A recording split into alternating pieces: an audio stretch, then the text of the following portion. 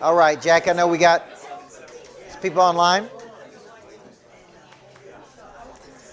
All right, I'm going to ask this question. How many of you have had a revelation about something that is not working in your business right now or in your life that you like? Okay. And how many of you it's not worked for a while? Anybody? Okay. So how long do you tolerate things before you take an action? See, the truth is we are creatures of habit. Our brain is actually lazy. It takes the path of least resistance. So we actually will stay miserable for a pretty long time until we just get so sick of it that we change. Okay? When I was a high school basketball coach, I went 7 years without winning a championship, and I said, this is what I'm going to do. We're going to win a championship. Okay? So I sat down with 6 people who had won championships, and I took them to dinner. One of them was Rick Insell, who was one of my nemesis at Shelbyville, who I couldn't beat, who took me a while to figure out how to beat him.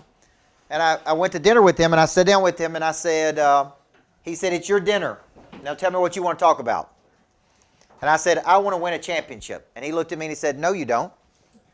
You don't really want to win a championship.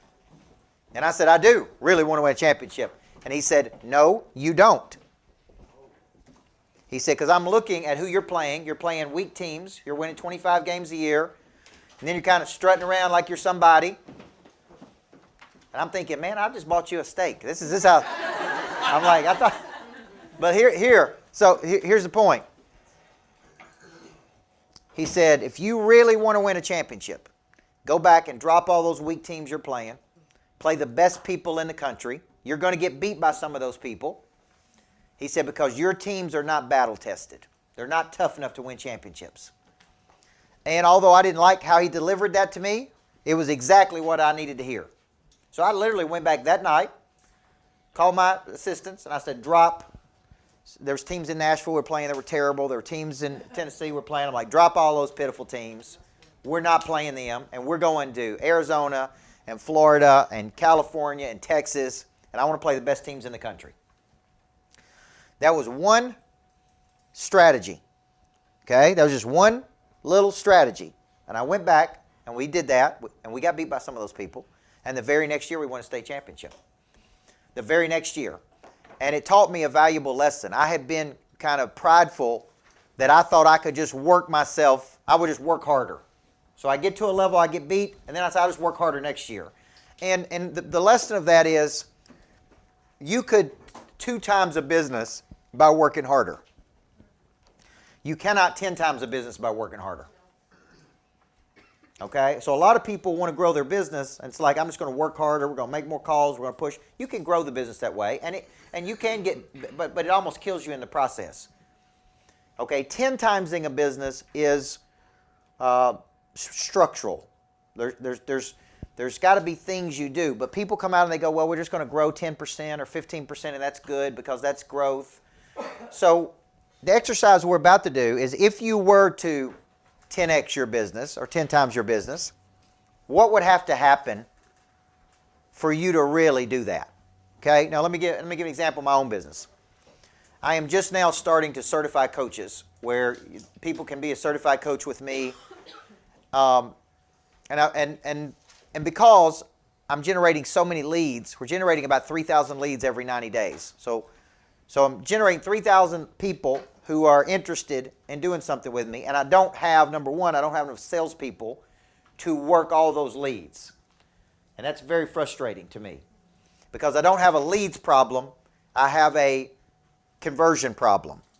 And these are people just like you guys that see me speak somewhere, raise their hand, say I'm interested, but then when I leave, that interest leaves with me, and somebody's got to call them, get them excited, get them to enroll into a coaching program, find out what their problem is, okay? And this is not an easy thing to sell, okay? Because people come up to me, and you'd be shocked at what all the people tell me. I wish I had a body cam where you could hear what people actually say to me, because sometimes it's quite comical.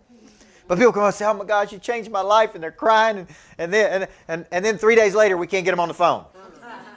Or we get them on the phone, like, will you sign up for the coaching program? Well, I don't know if I can sign up for the coaching program. I'm like, you told me I changed your life. You cried on me, for God's sakes. You know what I'm saying? Now you won't, like, sign up?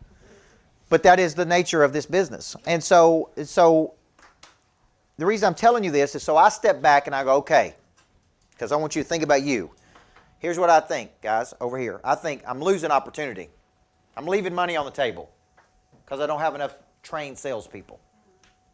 How do I solve that problem to take those 3,000 leads and convert more of those people?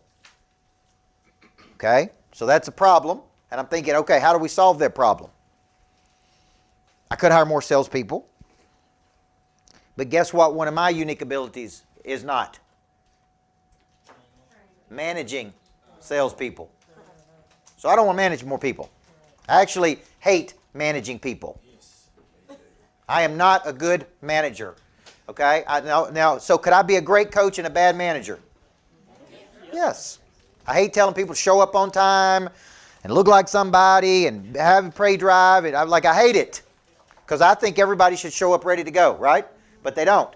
So people need supervision and they need management. But that's not what I like doing because that actually drains my energy. So go back to the unique ability you did earlier.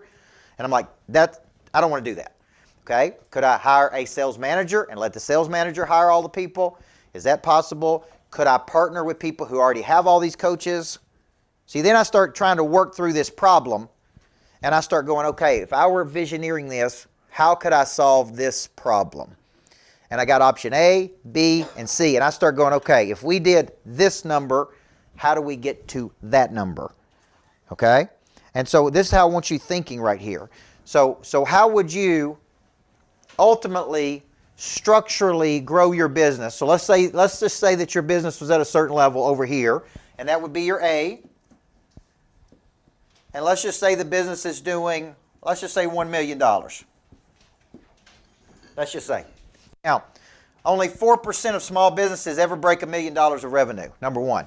So when you get to $1 million, you're in a pretty good category because a lot of small businesses will never get to $1 million. That number gets even smaller at $5 million. It gets even smaller at $10 million. It gets real small at $20 million and above. So that's why if you ever watch Shark Tank and they say, what revenue did you do? Or what did you do in sales? If they say anything above $1 million, those sharks are interested because they know very few businesses do that much revenue. Okay, and they're like, you got to be doing something right.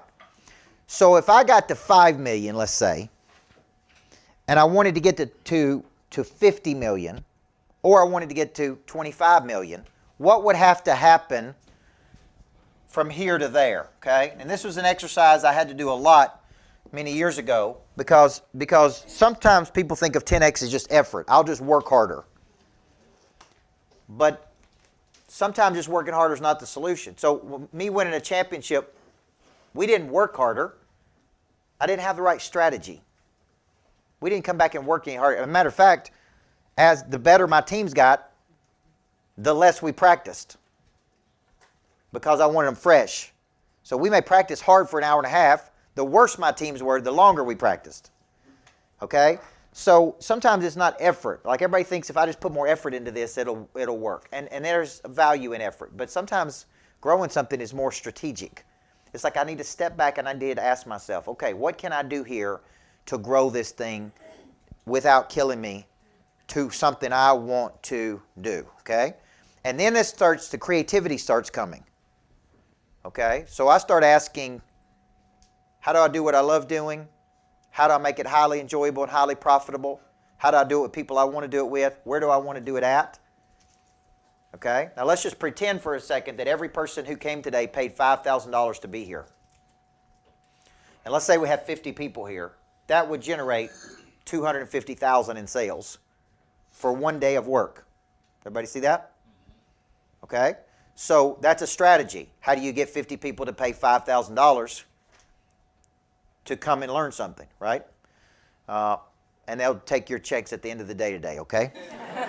When we pass the hat around. No, the point is that is possible. So if I step back and I go, okay, I want to do $4 million at the lodge in 2023. How am I going to get there? I'm going to do these events. It's this much. How do I sell those things out? And then I start finding missing structures. And I say, well, I really need an incredible marketing team who knows how to do this. Okay? And then I need X number of salespeople who knows how to do it. And maybe they're closers. Okay? And I need whatever else that needs to happen. Landing pages, social media. And so this starts helping me to understand how I go from here to here. And I look at this part right here. What is missing in this equation? What do I need in this equation? Okay? Because the truth is, I could have 3,000 leads, hire salespeople, still not increase sales. How many of you have hired more people and actually got worse results?